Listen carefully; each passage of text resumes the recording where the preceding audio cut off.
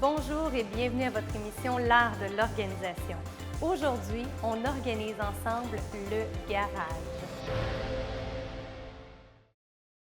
C'est le temps de parler du tri.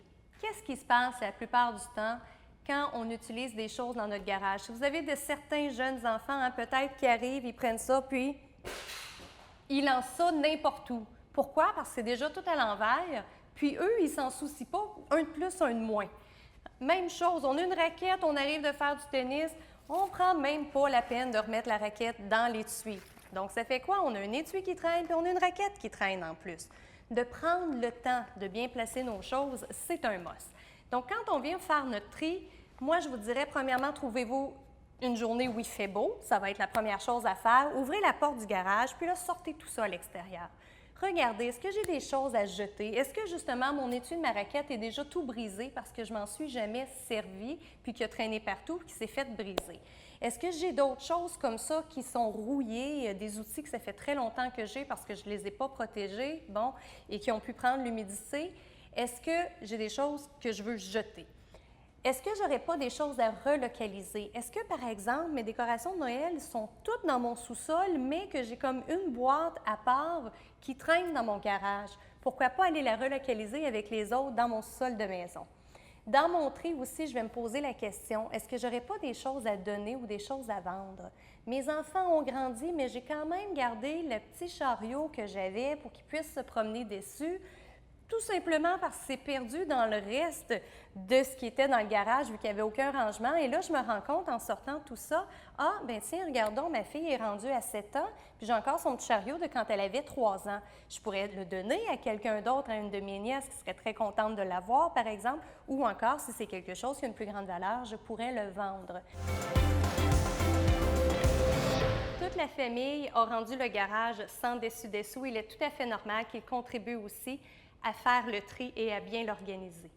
Comment fait-on quand on a des jeunes enfants, surtout si on a des enfants qui ne savent pas lire? On va aller se créer des pictogrammes. Donc, on va faire des affiches pour chacune des zones de notre garage qu'on va aller positionner à différents endroits dans notre garage et à ce moment-là, ça sera facile pour tous les enfants d'aider, peu importe leur âge, à aller au moins regrouper les choses pour qu'on puisse ensuite les organiser.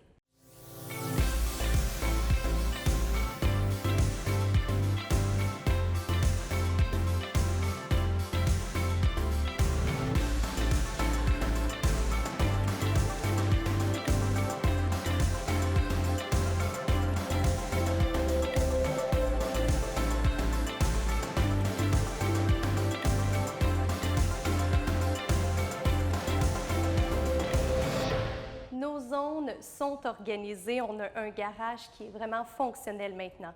Parlons d'abord de la zone outillage, la zone établie. Premièrement, je veux juste vous mentionner, au niveau des extensions, prenez le temps d'y rouler. Ça vaut la peine parce que la fois suivante, quand on en a besoin, c'est pas tout emmêlé, surtout quand vous en avez plusieurs. Également, c'est que ça prend beaucoup moins d'espace, c'est beaucoup plus facile à ranger sur des crochets ou dans un tiroir. Au niveau de l'établi, maintenant, si vous remarquez, on a vraiment bien dégagé.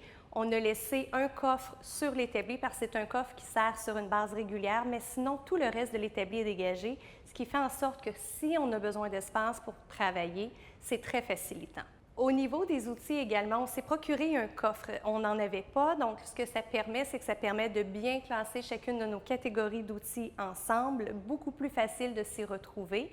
Si on craint de mélanger nos choses, on peut venir les étiqueter aussi, mais ce n'est pas nécessaire parce que souvent, il en reste on prend un tournevis par exemple, mais il en reste d'autres dans le coffre. À ce moment-là, ce n'est pas nécessaire de l'étiqueter. Si on a vidé un tiroir complètement, peut-être que ça pourrait être une bonne idée. Au niveau du sport maintenant, comme vous remarquez, on est allé installer des bacs pour nos ballons, entre autres, parce qu'un ballon, ça roule. Il existe sur le marché divers supports aussi qui peuvent être faits sur la longueur, donc c'est une autre façon si toutefois on a besoin d'aller en hauteur. On a également un bac pour les raquettes, ça peut être des crochets qu'on utilise. Il y a différentes façons d'installer, mais l'important, comme je vous dis, c'est d'aller les regrouper ensemble, de les compartimenter de façon à ce que ça n'aille pas complètement sur le plancher. Au niveau des vélos, si toutefois vos enfants n'ont pas de béquilles sur leur vélo, ça peut être une bonne idée de vous en procurer une parce que ça permet de le ranger verticalement.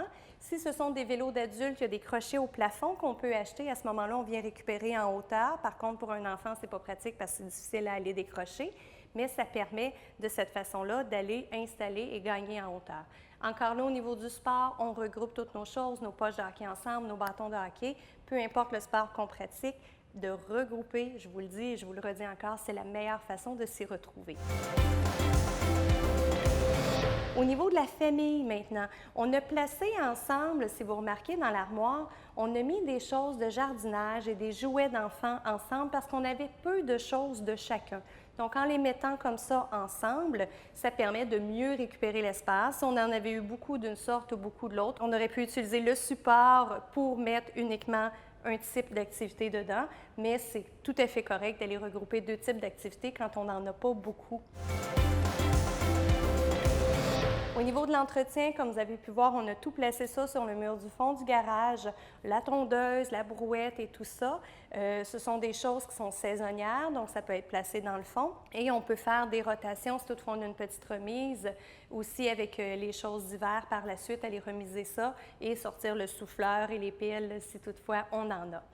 Maintenant, au niveau matériaux construction, camping et tout ça, c'était des très, très petites zones, donc on a mis ça ensemble.